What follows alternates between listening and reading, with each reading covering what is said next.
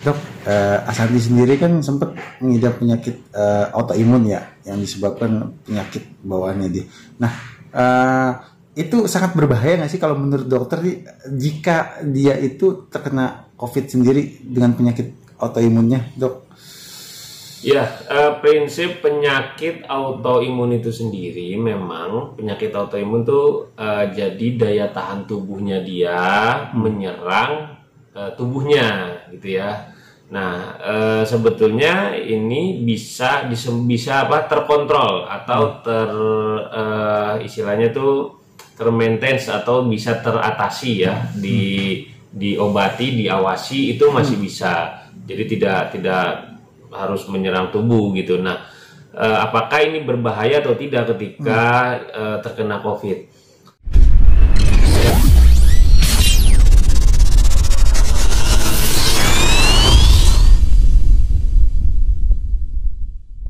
Dok, Ashanti sendiri kan sempat mengidap penyakit autoimun ya, yang disebabkan penyakit bawaannya dia.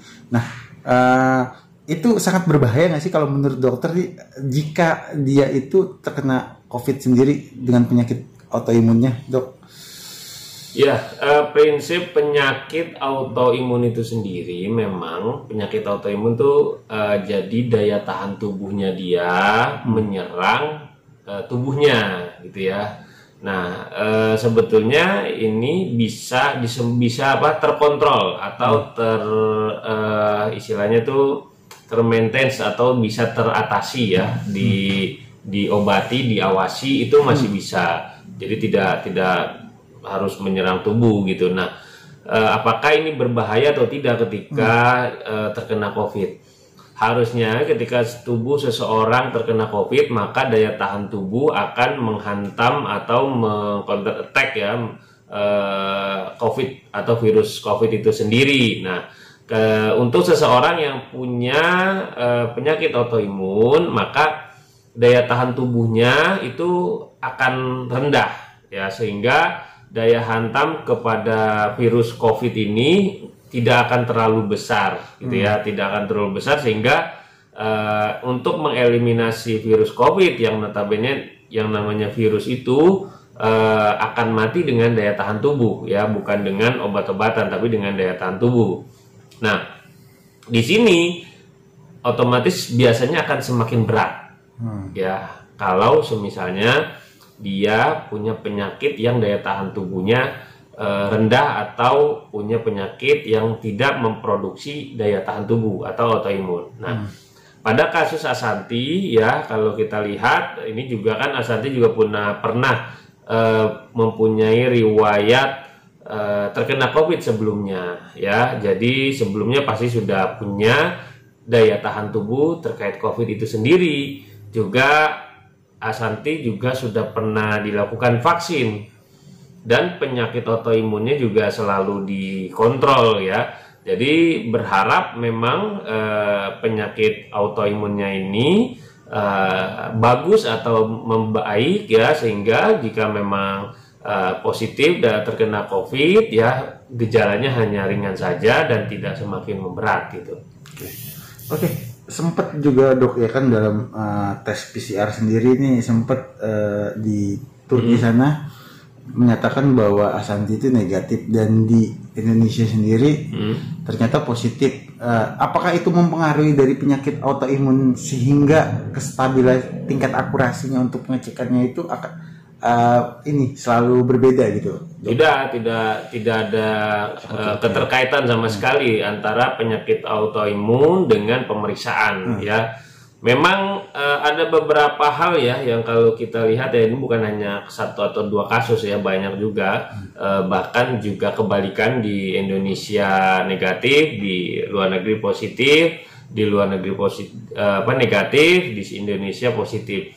Ada beberapa faktor yang bisa menyebabkan itu terjadi. Yang pertama, bisa juga masa inkubasi virus ya, bisa jadi saat pemeriksaan masa inkubasinya itu masih baru. Ketika dilakukan pemeriksaan, ini kan pemeriksaan PCR itu ada beberapa faktor. Yang pertama, cara pengambilan sampel, yang kedua apa namanya, pemeriksaannya ya. Yang ketiga ya, apakah yang diambil virusnya itu baru pertama kali atau tidak gitu ya, saat itu sudah inkubasinya masih awal atau belum. Ya itu akan sangat mempengaruhi. Kemudian proses masa inkubasi juga akan sangat terlihat sekali. Bisa jadi pas saat pemeriksaan yang kedua atau ketiga ya, saat kedatangan di Indonesia sudah muncul masa inkubasinya, saat diperiksa ya virusnya didapatkan ya, kemudian dan lain-lain. Biasanya match ya, ketidaksesuaian antara pemeriksaan sebelumnya dan pemeriksaan saat ini akan diulang kembali ya, diulang kembali untuk memastikan pemeriksaan tersebut.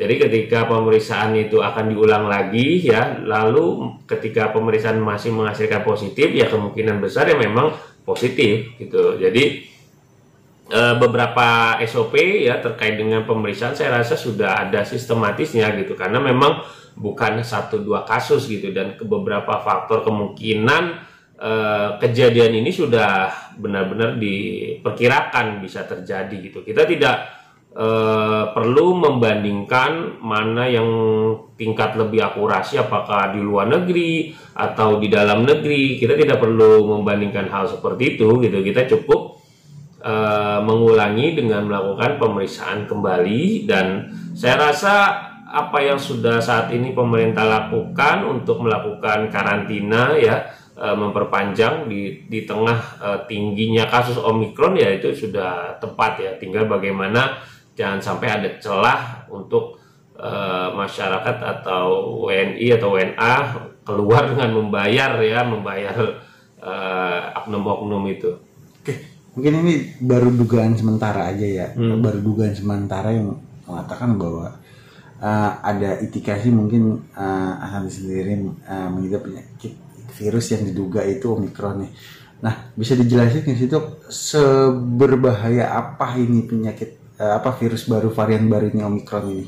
Ya, kalau kita bicara virus baru atau bukannya, saya mungkin saya akan ulangi lagi bahwa Omikron itu bukan virus baru, tapi menjadi mutasi dari virus corona gitu ya. Jadi virus corona mutasi, mutasi ini seperti Delta ya. Namun saat ini ya, Omikron ini di beberapa negara ya memang masih diteliti tingkat apakah Omikron ini dia masuk ke golongan variant of concern, di mana memang dia bisa mempengaruhi dari beberapa aspek karakteristik virus tersebut. Namun di beberapa negara ini berbeda ya, di beberapa negara